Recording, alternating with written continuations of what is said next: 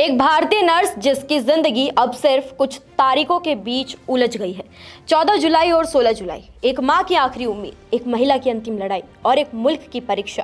केरल के पलक्कड़ जिले के रहने वाली नर्स निमिषा प्रिया को यमन की एक अदालत ने मौत की सजा सुनाई है और उसे 16 जुलाई को फांसी दी जानी है। लेकिन उससे पहले भारत की सुप्रीम कोर्ट ने इस मामले में दायर याचिका पर सुनवाई के लिए 14 जुलाई की तारीख तय की है।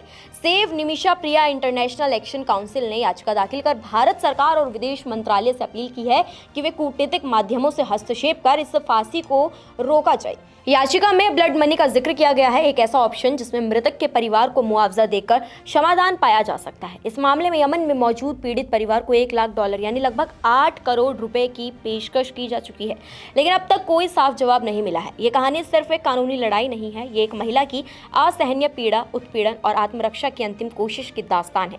साल 2008 में अपने परिवार के लिए रोजगार की तलाश में यमन गई निमिषा प्रिया ने एक यमनी नागरिक तलाल अब्दो मेहदी के साथ मिलकर एक क्लिनिक शुरू किया, लेकिन ये साझेदारी जल्द ही बर्बरता और शोषण में बदल गई। जेल से दिए गए इंटरव्यूज में निमिषा ने बताया कि तलाल उसे प्रताड़ित करता था, उसे पत्नी बताकर दूसरों के सामने अपमानित करता था, उसका पासपोर्ट जब्त कर लिया और यहाँ तक कि उसे अपने दोस्तों के साथ जबरन संबंध बनाने के लिए भी मजबूर करता था। जब एक दिन निमिषा ने आत्मरक्षा में तलाल को बेहोश करने की कोशिश की, तब नशीली दवा के ओवरडोज से उसकी मौत हो गई। इसके बाद 2017 में निमिषा को गिरफ्तार कर लिया गया, 2020 में मौत की सजा और 2023 में यमन की सुप्रीम जुडिशियल काउंसिल से भी अंतिम मुहर लग गई। अब भारत की सुप्रीम कोर्ट में अंतिम उम्मीद बची है। 14 जुलाई को होने वाली सुनवाई इस केस का निर्णायक मोड़ बन सकती है।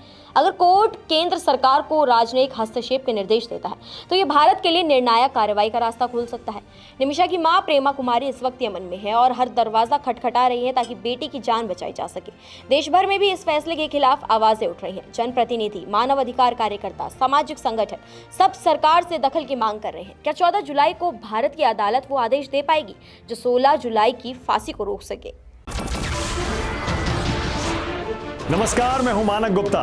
अगर आपको हमारा ये वीडियो पसंद आया हो तो इसे लाइक और शेयर जरूर करें और हाँ, हमें सब्सक्राइब और फॉलो करना ना भूलें ताकि आप देश और दुनिया की कोई खबर मिस ना करें। तो जुड़े रहिए हमारे साथ और देखते रहिए न्यूज़ 24।